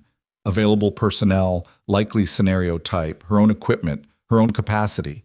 And underneath all of it was the thing she never said aloud and rarely admitted even to herself, that the part of her which had lived the quietest in Harwick, the part she had put behind the nursing badge and the bicycle commute and the herb garden on the front porch, was not gone. It had only been waiting. 2 blocks from the hospital, she could already see the lights. Not the usual exterior lights, more than that. The specific cluster of emergency vehicles that meant something had gone badly wrong and not yet been resolved. And when she turned onto Alderman Street, she saw the police tape across the ambulance bay entrance and a crowd of staff at the main door who weren't going in. And that meant the situation was still active and uncontained. And she pulled up hard, stopped, assessed, and in the space of 4 seconds she understood what kind of situation this was and what it was going to require and who, in this building, had the training to do what needed to be done. The officer at the tape line looked at her badge when she held it up and started to say that non-essential personnel were being held outside, and she looked at him with the particular quality of attention that Dougie the security guard had described as everything going very still, and she said, "I need to speak with whoever is running the containment right now." And the officer looked at her face and picked up his radio. The officer's radio crackled before he finished keying it. A voice on the other end, terse, controlled, the specific register of someone managing more inputs than they had hands for, said something she couldn't fully hear, and the officer looked at her badge again, looked at her face, and lifted the tape without comment. She went under it and moved toward the main entrance. The situation became readable in pieces as she got closer. The ambulance bay was cordoned because there was a vehicle in it that hadn't come in as transport. A dark panel van, driver's door open, the driver nowhere visible, which meant either contained inside or fled on foot. The main lobby's glass front showed staff clustered behind the reception desk, not in panic, but not moving freely either. 2 officers were positioned at the interior side of the sliding doors. On the second floor, she could see from the exterior that the lights in the East Wing corridor were at half. Someone had reduced them, either to contain or to signal. She pushed through the main doors, and the officer on the interior side of the lobby started toward her, and she held her badge up and said, "Surgical recovery, 3rd floor. What's the containment status?" The officer, young, less than 2 years on the job from the way he was holding his own adrenaline, said, "We have a male suspect, armed, who entered through the ambulance bay approximately 45 minutes ago. He's on the 3rd floor. He's got a patient." "Which patient?" The officer checked something on his wrist. "Voss? Leonard Voss, room 314. She went completely still for 1 second. Then, "How many officers on 3? 4 exterior, 2 in the stairwell, none inside the ward yet." He indicated a weapon. "Negotiator is inbound." "ETA on the negotiator." 12 minutes. She thought about room 314. She thought about its layout. The window on the east wall, the bathroom on the north side, the call station on the wall adjacent to the door, the IV setup, the monitoring leads. She thought about Leonard Voss, 73, post-surgical, in recovery for an abdominal procedure, and what 12 more minutes of sustained stress would do to his cardiovascular load. "Who's your incident commander?" she said. "Lieutenant Okafor. He's in the stairwell." "Take me to him." The officer hesitated. She was a nurse, not a responder, and his protocol said something different from what she was asking. And she said very quietly and very clearly, "I know that room. I know that patient. I know the floor layout better than anyone you've got. Take me to Okafor now." He took her. Lieutenant Okafor was in the 2nd floor stairwell landing, which gave him line of sight to the 3rd floor door without exposure. He was a compact man in his 40s with the bone structure of someone who had done hard things for a long time and had not been made cynical by them, which was rarer than it should have been. He looked at her when the officer brought her in, looked at her badge, looked at her face. "Dillon," she said, "I had a patient in 314 6 days ago. I know the room." "You know the suspect?" "No. But if Leonard Voss, the patient, is 4 to 5 days post-abdominal surgery, his stress response is already compromised. His heart rate baseline is elevated from recovery. If this goes past another 20 minutes without de-escalation, he is a medical emergency independent of whatever the suspect does." Okafor processed this without expression. "What do you need? What do you have on the suspect?" Okafor handed her a tablet, a still from the lobby security footage, timestamp 47 minutes ago. The suspect. Male, early 40s, built like someone who had been more powerful 5 years ago and had let some of it go to something less healthy. She didn't recognize the face. But the way he was moving in the footage, purposeful, direct, not reactive, told her this was not impulsive. "He said anything?" she said. "He said he wanted to talk to Gerald Voss," Okafor said. "Then he said he wanted 5 minutes with Leonard Voss. Then he stopped communicating." "Someone Gerald Voss burned," she said. It wasn't a question. Okafor looked at her. "What do you know about Gerald Voss?" More than I did yesterday, she said. And there are federal people who know more than me. You need to get Lieutenant. She stopped. She hadn't been given Hale's official designation because he didn't have one he'd share in this context. You need to get a message to a federal team that's been running a watch on Voss. They'll know who this suspect is. They may already be monitoring. Okafor looked at her for 3 full seconds. Then he turned to the officer beside him and said, "Get me federal liaison, now." He turned back to her. "The room layout. Walk me through it." She did, fast and precise. Entry door on the south wall, opens inward to the left, patient bed position center north. Monitoring equipment on the east side. Bathroom north wall with a door that latched but didn't lock. East window with a manual latch at the midpoint. Ceiling-mounted call station visible from the bed. The IV stand was on wheels. If he's standing between the bed and the door, the officer coming in has about 8 feet of clear approach before the bed obstructs, she said. If he's at the window, the door side is fully open. And the patient's condition. He'll be agitated. His pain response is going to be heightened from adrenaline. If he's on his post-surgical medication schedule, his last dose was, she calculated, about 3 hours ago, which means he's at the tail end of the effective window. He may be in real discomfort. That's important because a patient in pain behaves unpredictably. He might try to talk, might try to move, might say something that the suspect interprets as a provocation. Can he be moved? Not quickly. Not safely without a transport team and the right equipment. Then we work with what's there. Okafor looked toward the 3rd floor door. You stay here. I'll keep you updated. If his condition deteriorates in a way that changes our approach, I need to know what I'm looking at medically. Understood. And Dillon. He looked at her directly. If this goes sideways and we need someone who can go in behind my officers and keep that man alive while we extract, are you that person? She looked back at him with the same directness. Yes, she said. The 12 minutes until the negotiator arrived became 17 because the negotiator's vehicle was behind a secondary police perimeter that took time to navigate. Mara stood on the 2nd floor landing and monitored the radio traffic on the unit Okafor had put in her hand, and she ran through every variable she could identify. And at minute 11, the radio carried a transmission from one of the officers at the 3rd floor door. The suspect had begun speaking again. Not to them. Louder than conversation, which meant he was on a phone. At minute 14, a man came through the stairwell door below her and moved up fast, not running, the precise controlled pace of someone who didn't waste movement. And she recognized Garrett Hale 4 steps before he reached her landing. He took in the situation without breaking stride. How bad? Contained so far. Patient is at risk medically independent of the suspect. You know who's in there? The suspect's name is Regis Morrow, Hale said. He was Gerald Voss's business partner in a development deal 3 years ago that cleaned money through a residential conversion project. When the project closed, Voss structured the documentation so that Morrow took the exposure and Voss walked. Morrow did 14 months. He got out 8 weeks ago. He wants Gerald Voss? He came here thinking Leonard Voss could get Gerald on the phone. Leverage. Hale looked toward the 3rd floor. He's not trying to hurt the old man. He's trying to force a conversation. Does Gerald know? Gerald Voss received a call from an unknown number approximately 30 minutes ago. He did not answer it. He is currently at his home on Velder Court. With police? With 2 of my people, Hale said. He doesn't know that yet. She thought about the structure of it. Morrow's desperation, the target he'd chosen, the fact that the person he actually wanted was sitting comfortable in a rented Victorian house 2 miles away. She thought about Leonard Voss in room 314, a man who had been sharper before his body started limiting him, a man who had said he hoped his grandson figured it out before he tested the wrong person. He's going to cooperate, she said. Morrow? Leonard Voss. If Morrow asks him to call Gerald, he'll do it.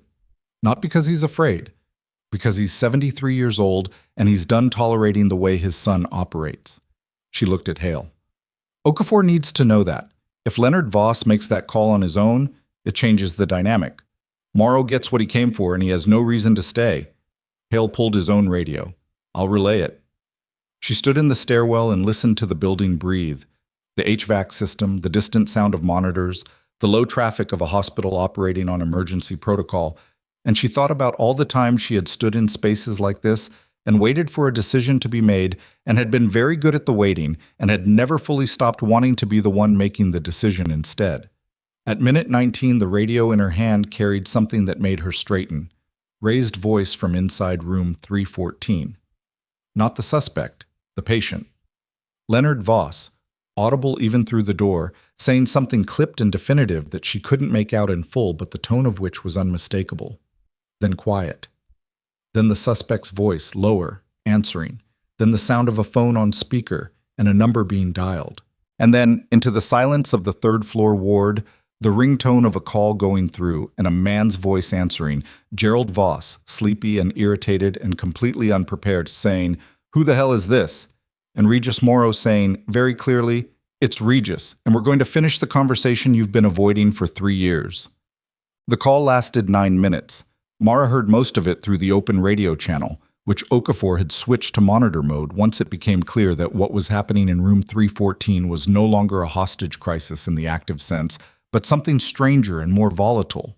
A confrontation being conducted at distance, over speaker, with an armed man in a hospital room and a corrupt businessman in a rented Victorian house, and a 73-year-old post-surgical patient as the unwilling conduit. Gerald Voss denied everything for the first 4 minutes. He used the language of denial that Mara associated with people who had rehearsed it, confident, slightly bored, the language of someone who had been in uncomfortable conversations before and had always found a way to make them someone else's problem. Then Morrow said a name she hadn't heard before. A single name, delivered quietly, with the particular emphasis of someone producing a card they've been holding for a long time. Gerald Voss went silent. In the stairwell, Hale's posture changed by a fraction. "That name," Mara said, quiet. "The upstream source," Hale said. His voice was controlled and his face was not. "Morrow knows who it is. You didn't. We had the shadow of it, not the name." He was already typing on his phone. "If Morrow just said what I think he said on an open line with 4 officers in the stairwell and a federal monitor, he has either just helped us enormously or he's about to find out why that was a very dangerous card to play." The call ended on Gerald Voss saying, in a voice stripped of everything that had ever made him sound confident, "Don't say that name again." In room 344, silence. Then Leonard Voss's voice, flat and without drama. "Are you done?" A pause. "Yeah," Morrow said. "I think I am." Okafor's voice came over the radio, low and precise. "Suspect is compliant. Officers moving." She heard it through the door above her, controlled entry, professional. The brief sounds of a handoff rather than a confrontation. And then the radio carried, "Suspect in custody, patient is stable, medical requested on 3. She was through the stairwell door before Okafor finished the transmission. Leonard Voss's color was bad. Not catastrophically bad. His airway was fine, his eyes were tracking, and when she came through the door he looked at her with recognition rather than confusion, which was a good sign. But his blood pressure on the monitor read 168/104, which was high for his post-surgical baseline, and his pulse was 98 and irregular in a way that didn't alarm her but that she was going to watch carefully. "Mr. Voss," she said, moving to the monitor, adjusting the settings to take a continuous reading. "Nurse Dillon," he said. His voice was rough but steady. "You look like you've been outside for a while." "I came from home." "They called you in for this?" "I came in on my own." She checked the surgical site through the gown. Intact, no visible hemorrhage, no complaint when she palpated gently. "How's your pain?" "About a 6, he said. "It was a 4 before all this." "We'll get you something." She straightened. "You called him. Gerald. You didn't wait." He looked at her with those direct, clear eyes. "The man wanted a phone call. I had a phone." A pause. "I've been waiting for Gerald to answer for a conversation like that for about 10 years. I was happy to facilitate." She looked at the old man in the bed, the thin, spare frame, the careful economy of his energy. And she thought about the fact that Regis Morrow had walked into a hospital with a weapon to force a phone call, and that Leonard Voss had made the call on his own before anyone else could manage it, and that the 9 minutes of that conversation had produced a name that Garrett Hale's team had been building toward for 8 months. "Do you know what Morrow said?" she asked. "I have very good hearing for my age," Leonard said. I also read about 6 different things into why Gerald went quiet when he said it. He shifted against the pillow. My son has been doing something he shouldn't for a long time. I've known the shape of it without knowing the specifics. Tonight I know a few more specifics. A pause. Is there going to be a legal situation? I can't tell you that. Can't or won't? Both, she said. He accepted that with a small nod. He's not a good man, he said. Gerald, I want you to understand that I know that, and I've known it, and I haven't done enough about it, and that's on me. He looked at the ceiling. Trent's in the hospital too, I heard, other side of the building. He was in an accident this afternoon. I heard that too. A long pause. Is he going to be all right? I don't know his status. I wasn't his nurse. But you were there. At the scene, yes. Leonard closed his eyes briefly. He's going to need to figure out who he is without the money and the backing. That's the only thing that'll help him at this point. He opened his eyes. You're not going to say anything to that. No, she said, because you've already figured out who you are. She adjusted his monitor settings, noted the blood pressure was coming down, 157/98, still high but trending, and replaced the chart. Get some rest, she said.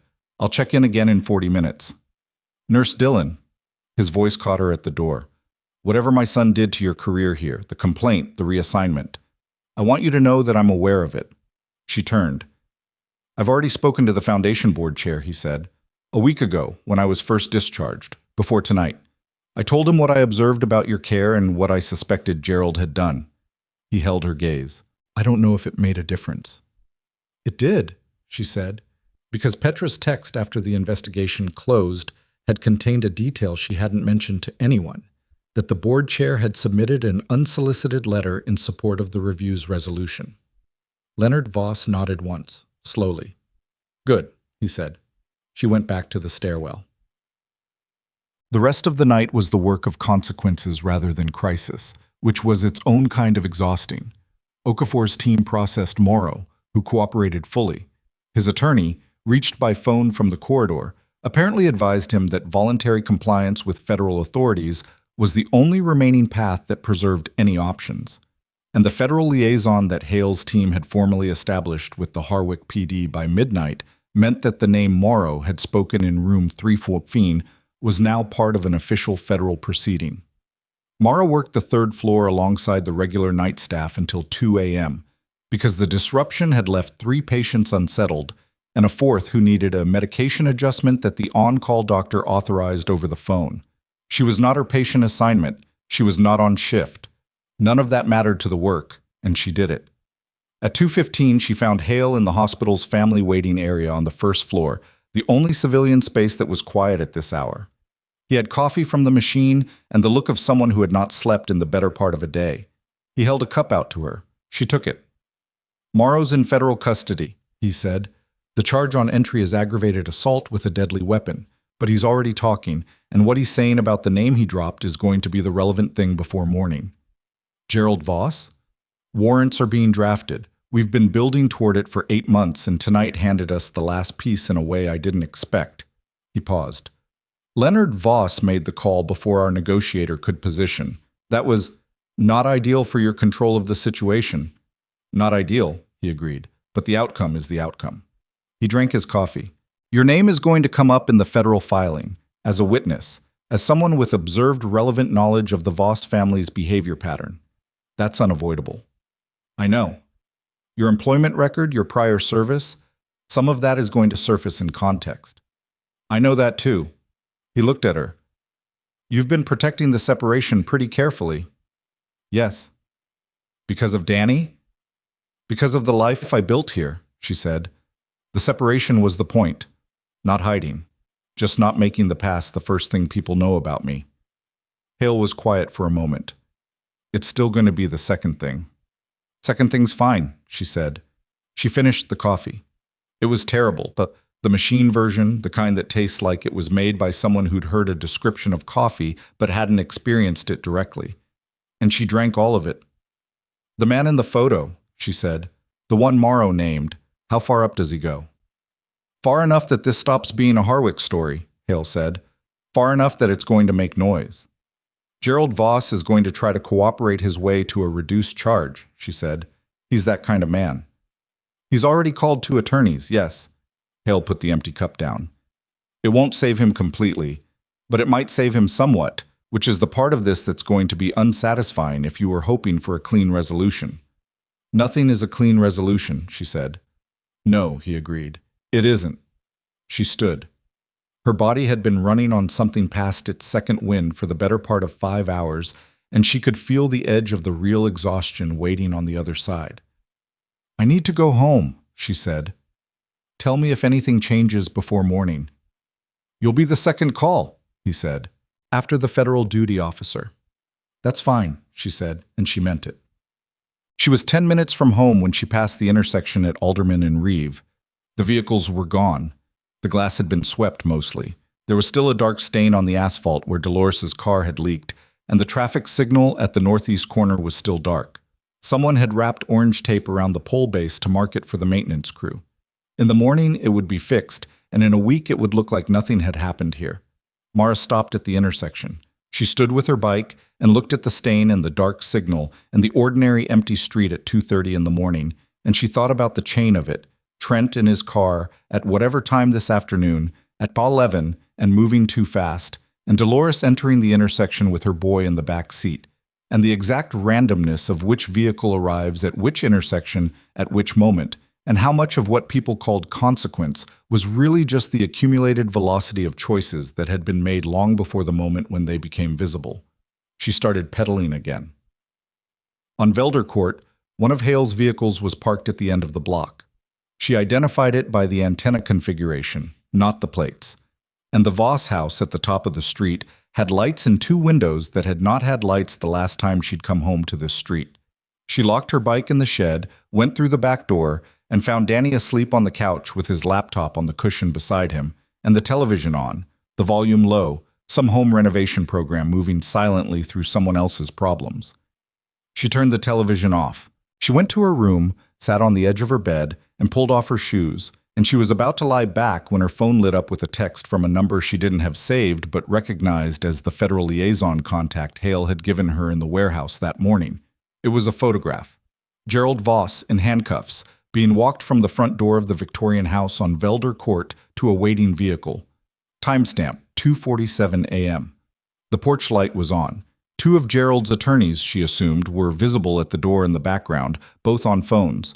Below the photo, a single line of text from Hale. That's the Harwick piece.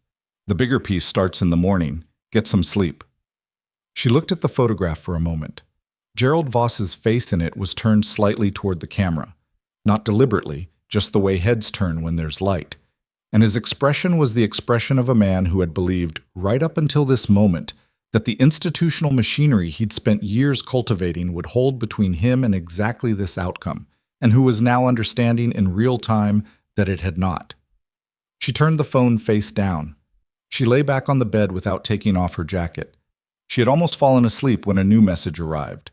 Not from Hale, not from the federal contact, not from any number she expected, but from a restricted line that displayed no identifying information, with 3 words that brought her fully awake and sitting up in the dark. She's identifying you. She was on the phone before the screen dimmed. Hale picked up on the second ring, which meant he hadn't been asleep either. I got a message, she said. Restricted line. 3 words. She's identifying you. Who sent it, and who is she? A pause that was 2 seconds longer than his usual pauses, which told her the answer was something he'd been managing. The woman in the photograph, he said. From the warehouse. The one with the cropped hair. Her name is Sable Raint. She's been undercover adjacent to the Voss financial network for 11 months. And she's identifying me to who? To the network's legal team, Hale said, and she heard him move, heard a door close, heard the quality of his background change to something more private. When Gerald Voss was arrested tonight, his attorneys made 4 calls in the first 20 minutes. One of those calls went to a contact inside the network, not the man Morrow named, someone below him, a coordinator. And the content of the call was that there was a civilian witness with prior federal service who had been present at multiple key events and whose testimony could be damaging. They asked for her identity. Sable was in position to hear it. She sent you that message as a flag. Mara sat still on the edge of her bed in the dark. "They're going to try to discredit me," she said. "Or they're going to try to locate anything in your service record that can be weaponized in cross-examination. They'll also look at your conduct at the hospital, the complaint, the reassignment, and try to build a narrative that you have a personal vendetta against Gerald Voss that compromises your credibility as a witness."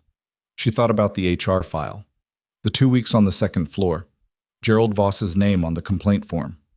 "That's their play," she said. "That's their play," he agreed. "And it's not a bad one from a certain angle, if your record had anything in it that supported the vendetta narrative." A pause. "It doesn't. I've read your full file, Mara. All of it.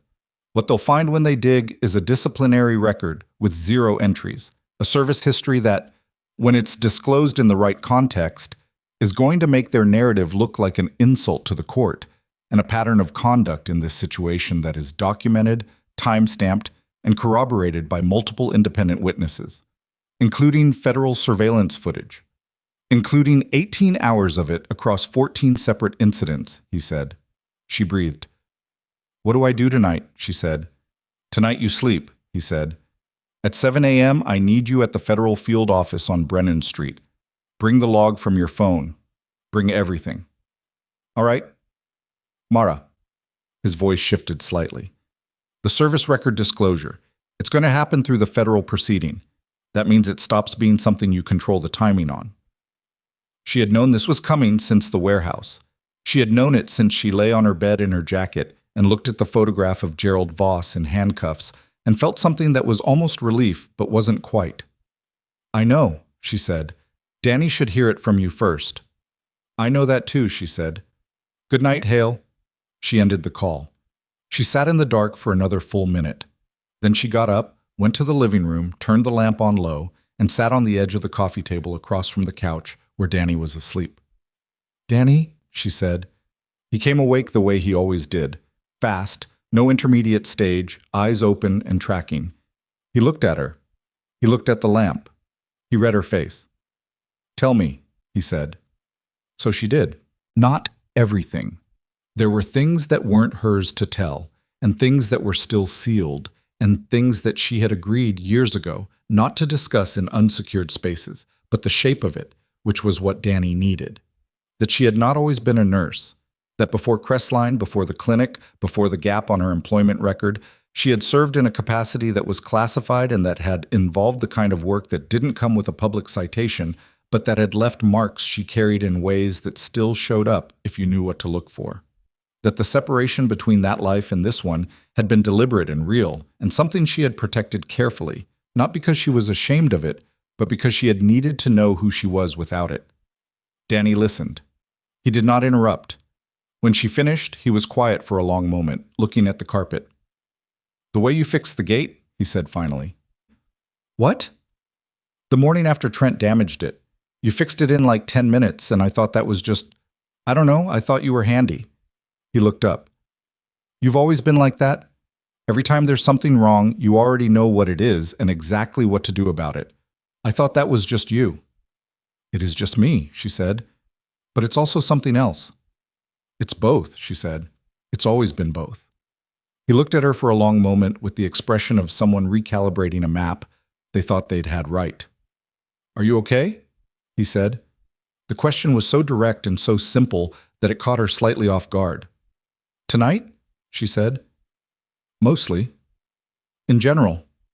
She thought about that honestly, which she didn't always do. "I'm better than I've been in a while," she said, which is a strange thing to say given the last 72 hours. He nodded slowly. "Okay," he said. "Okay." He lay back down on the couch, pulled the blanket up. "Go to sleep, Mara." She turned the lamp off. In the dark, before she made it back to her room, he said, "You should have told me earlier." "I know," she said. "I'm not a kid." "I know that too." A pause. "Okay," he said again, quieter, and she heard his breathing slow, and she went to her room and lay down, jacket still on, and was asleep in 4 minutes. The federal field office on Brennan Street was a building that communicated nothing about its purpose from the outside. 6 floors of gray glass and aluminum, A lobby with a security desk and a waiting area with chairs that had been uncomfortable for approximately 15 years without anyone caring enough to replace them. Mara was there at 6:58. Hale met her in the lobby and walked her through 2 security checkpoints and into a conference room on the 4th floor where 4 people were already seated around a table covered in documents and 3 laptops. She recognized the federal liaison officer from Okafor's stairwell the night before. The others she didn't know. She put her phone on the table and handed over the log. What followed was 3 hours of the most structured conversation she'd had in years. Not interrogation, not debriefing in the technical sense, but methodical and exhausting in the way that any process is exhausting when the stakes are high and the attention required is total. They went through every incident in the log. They went through the parking lot. They went through the health fair, the hospital floor, the gate, the 2 weeks on the 2nd floor. They went through the accident at Alderman and Reeve and what she had observed before, during, and after. They went through the warehouse meeting, the phone call at 9:47, the hospital alert, the night on the 3rd floor. She answered every question once, clearly, without elaboration she hadn't been asked for. When there were things she didn't know, she said she didn't know. When there were things she'd inferred rather than observed directly, she said so. At the end, the lead attorney, a woman named Feist, who had the precise and slightly pressured energy of someone running 4 proceedings simultaneously, looked at her notes and said, "Your service record is going to be introduced as context for your ability to assess threat situations and your credibility in describing what you observed. Is there anything in it you want to flag before we get to it?" "No," Mara said. "You're comfortable with full disclosure." "I'm comfortable with whatever disclosure is necessary for the proceeding to be accurate," she said. "I'd prefer the parts that are still sealed to remain sealed, but I understand if that's not possible." Feist looked at Hale. Something passed between them. "The sealed material won't be necessary," Feist said. "What's already in the cleared portion is more than sufficient." She clicked her pen. "You'll receive a formal subpoena for the record. It's procedural. Don't let it alarm you." "It won't," Mara said. She was out of the building by 10:15. She stood on Brennan Street in the October cold and breathed, and then she got on her bike and went to Crestline Medical Center because she had a morning shift and it was already started without her son. Petra Holt met her at the 3rd floor nurses' station with an expression that was 3 things at once: relief, concern, and the particular controlled irritation of a charge nurse whose floor had been partially disrupted the night before. "You stayed until 2 a.m., Petra said. "The patients were unsettled." "You weren't on shift. The patients didn't know that." Petra looked at her for a long moment. "Are you all right?" "I'm fine," Mara said. "What do we have?" Petra handed over the morning report without further discussion, which was one of the reasons Mara respected her. They worked together until noon without either of them mentioning the night before, and the floor ran the way floors run when the staff knows what it's doing. Not perfectly, because nothing runs perfectly, and anyone who tells you otherwise is describing a shift that hasn't happened yet. But, well, efficiently, with the particular satisfaction of work that is hard and specific and necessary. At 12:30, Mara ate half a sandwich in the supply alcove and checked her phone. 3 messages. 1 from Hale. Voss arraignment 2 p.m. covered. 1 from the federal liaison, a document reference number she recognized as the case filing. 1 from a number she didn't recognize, Harwick area code, which read, "This is Marcus Vasquez, the paramedic. Just heard about last night. Are you all right?" She texted back, "Fine. How's Dolores?" His answer came in 30 seconds. "Out of surgery. Talking this morning. The kid brought her flowers from the hospital gift shop." She put the phone in her pocket and finished the sandwich. The arraignment was public record by 4 p.m., and by 5 p.m. it was on the local news feed that a Harwick businessman named Gerald Voss had been arraigned on federal charges of financial fraud, money laundering, and obstruction of justice. His son, Trent Voss, was separately facing a DUI charge with aggravated reckless endangerment following a Tuesday afternoon collision that had sent 2 people to the hospital. The story noted that the Voss family had recently relocated to Harwick from the eastern part of the state. Felix texted her a link to the article with no message. She texted back a single word, "Good." He sent back, "Helen took the dog to the park at 6. She said hello to 2 people she'd been avoiding for a month." She read that 3 times. That, more than the arraignment, more than the federal case number, more than anything that had happened in the conference room on Brennan Street, was the thing that sat in her chest and felt like something that had been returned to its proper place. She saw Trent Voss one more time before the Voss family left Harwick. It was 11 days after the arraignment, a gray Tuesday morning, and she was coming out of the corner store on the end of Velder Court with coffee and a newspaper when she nearly walked into him on the sidewalk. He was alone. He had a healing cut above his left eye, stitched cleanly, 3 or 4 sutures, she noted automatically. And he moved with the careful, reduced energy of someone whose body was still finishing the work of recovering from an accident and whose whole architecture of confidence had been recently and thoroughly dismantled. He stopped when he saw her. She stopped. He looked at her for a moment that was longer than a glance but shorter than a conversation.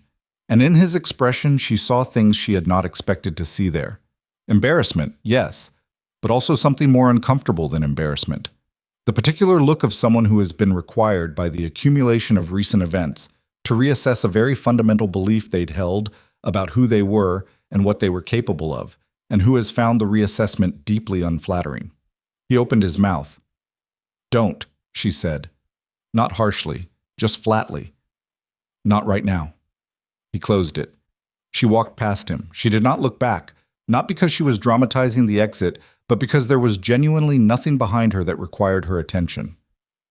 Whatever Trent Voss made of the wreckage of the last month was his to make. She had neither the interest nor the obligation to assist him with it. 2 days later, the Victorian house at the top of Velder Court was empty. The formal proceedings moved at the speed formal proceedings move, which is slower than events but faster than people expect when the evidence is as organized as the federal team had made it. Gerald Voss's attorneys attempted, for approximately 3 weeks, to construct the narrative they'd telegraphed to the network's legal coordinator, the civilian witness with a personal vendetta, the nurse with a history she'd been concealing, the institutional record of complaints and reassignments that painted a picture of someone with an agenda. The attempt collapsed in the 4th week, when Mara's service record was introduced in the proceeding, and the story it told was so plainly inconsistent with the vendetta narrative that Gerald Voss's lead attorney withdrew the argument without being asked. The service record described, in the language of official documentation, a woman who had served for 11 years in a military medical support role with active deployment in 3 theaters, who had been awarded commendations she had requested remain unsealed only to the extent necessary for the proceeding, and who had been honorably separated from service under circumstances that were described as voluntary, following completion of a classified assignment with distinction. It described her conduct under pressure. It described her decision-making in situations that had no civilian equivalent. It described her, in the flat institutional language that is somehow more affecting than any other kind, as someone who had been trusted by the people around her with the most serious things that people can trust each other with. Weiss told her about the attorney withdrawing the argument over the phone, in the same clipped professional register she used for everything. "Did he say anything when he withdrew it?" Mara asked. "He said he should have read the file before building a strategy," Weiss said, which is a fairly significant admission from someone billing $400 an hour. Mara didn't find it funny exactly, but she found it something. "What happens to the complaint in my HR record?" she said. The hospital received a formal notification from the proceeding that the complaint was filed in bad faith as part of a documented pattern of harassment and attempted retaliation. "It's being expunged." A pause. "The hospital administration called us, actually. They wanted to know if there was anything further they needed to do." "What did you tell them?" "I told them to ask you." Sylvia Rourke from HR called her the following morning and asked if Mara could come in before her shift. Mara said yes. The meeting was shorter than the first one. Sylvia had a different file on her desk this time. Not a complaint form, a correction document, and she placed it on the desk between them. "The board has voted to formally expunge the complaint from your record," she said. "Completely. It will not appear in any future review or reference." "All right," Mara said.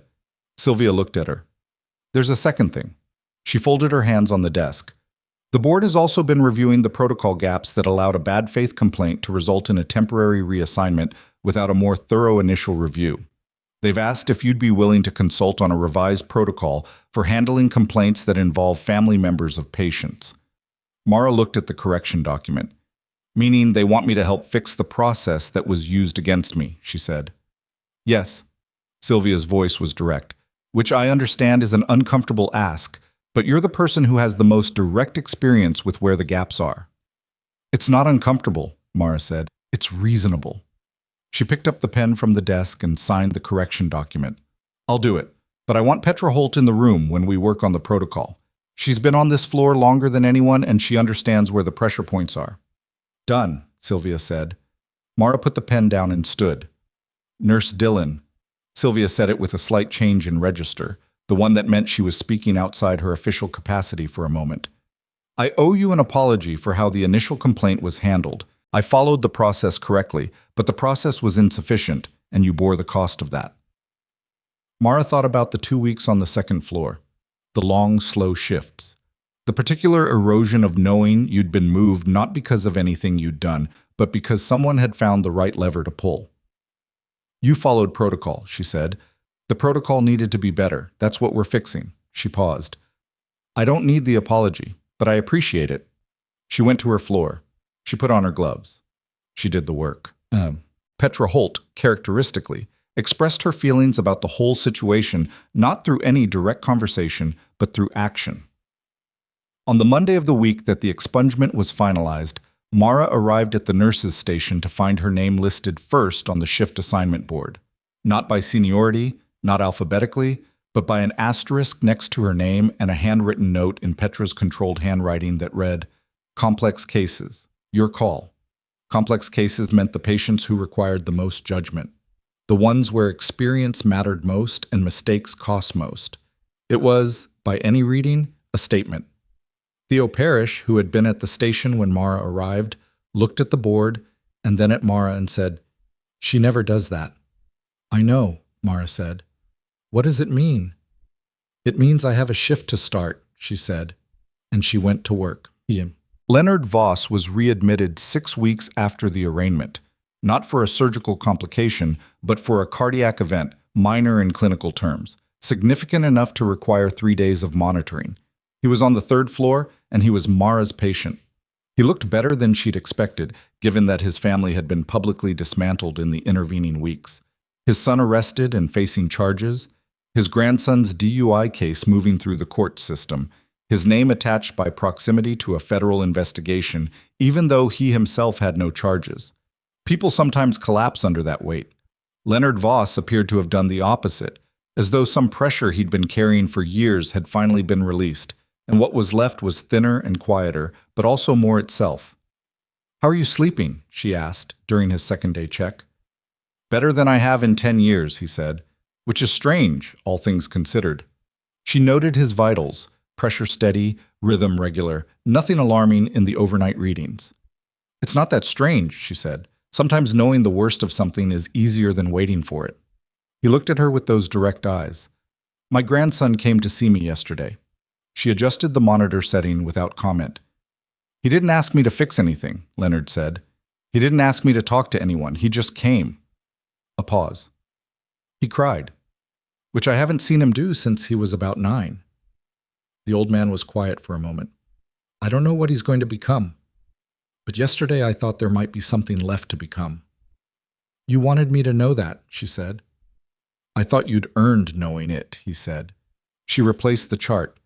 Your rhythm looks clean this morning. Another day and we'll talk to Dr. Stroud about discharge timeline. Nurse Dillon. She stopped. Thank you, he said, for all of it.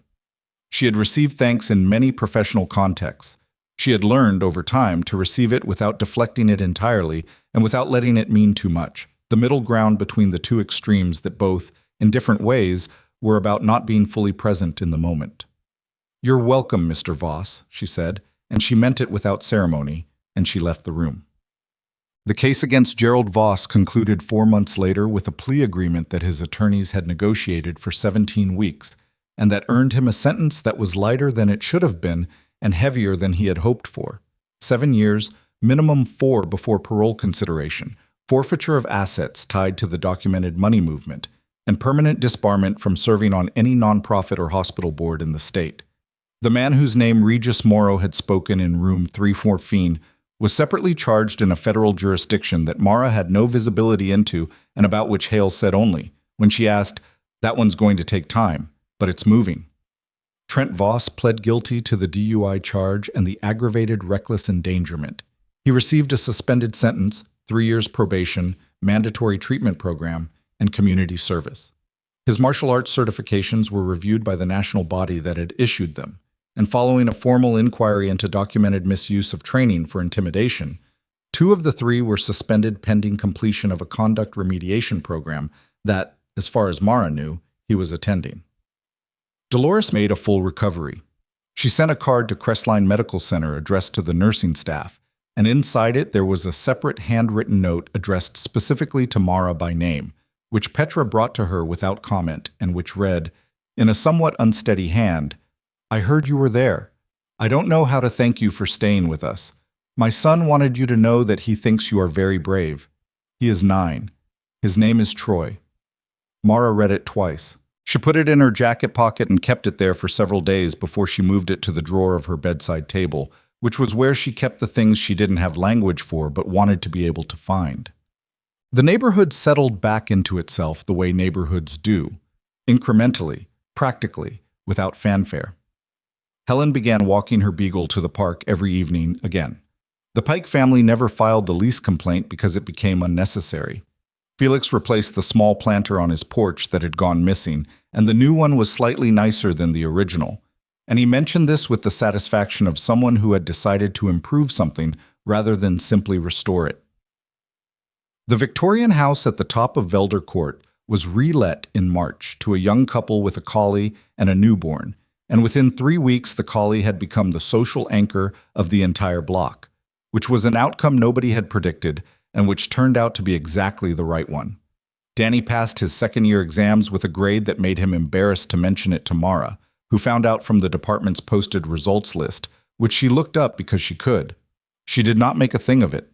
She made dinner, the actual kind, the kind that took more than 20 minutes. And he understood what that meant, and they ate it without talking about it, which was its own kind of celebration. On a Friday morning in late March, Mara arrived at Crestline at 6:25, 5 minutes early. The third floor was quieter than it would be in an hour. The night shift was completing handoff. The monitors beeped in their patient rhythms. The window at the end of the corridor showed a sky going from dark to the specific gray that came before actual light. Petra was at the nurse's station, finishing the overnight notes. She looked up when Mara came in. "You heard about the protocol review?" Petra said. "Meeting Thursday," Mara said. "I know. They added 2 items to the agenda you didn't put there. I saw the update." Petra looked at her. "You know that the board chair asked Sylvia to recommend you for the patient advocacy committee. She mentioned it. Are you going to do it?" Mara thought about it. Not the committee itself, she'd already decided on that, but about the version of herself who had arrived in Harwick 4 years ago on a bicycle with a gap in her employment history and a deliberate decision to be ordinary, and about whether that person would recognize what ordinary had become. "Yes," she said. Petra nodded once, in the way she nodded when a thing had been resolved. "Assignment boards updated," she said. "Same as last week. Complex cases." Her call. Mara hung up her jacket, put on her gloves, and looked at the morning list. There was a man in room 308 who'd come through a difficult surgery and was scared in the way that people are scared when they've been told everything went well, but their body hasn't caught up to that information yet. There was a woman in 311 who'd been there 4 days and whose family visited in a rotating shift that left her alone every morning between 5 and 8, and who needed company more than medication in those hours, even if her chart didn't say so. There was a teenager in 316 who was recovering from an appendectomy and who had not spoken to anyone except in monosyllables since admission, and who, Mara suspected, was less afraid of the recovery than of missing 3 weeks of something important and not knowing how to ask about it. None of this was classified. None of it required the training she'd spent 11 years acquiring or the judgment she'd built in conditions she no longer described to people who hadn't been there. All of it required exactly who she was. She picked up the morning report and walked toward room 308. This was the thing that people who had never done it couldn't quite understand about the kind of strength she carried, the kind that doesn't announce itself, that doesn't require an audience, that isn't built to perform or intimidate or establish hierarchy. It wasn't the absence of power.